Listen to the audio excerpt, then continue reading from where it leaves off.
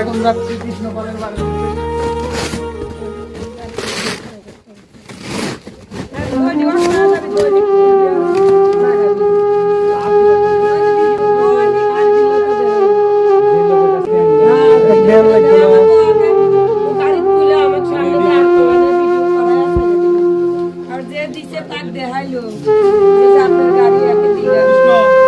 খুশি কালকে দিকে কি আবার এই বাজারে যাও আসা উল্লেখ করে নাই কাছেরই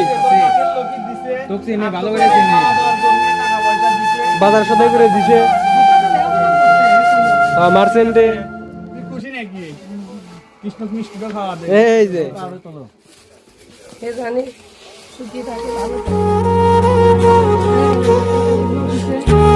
ওই যে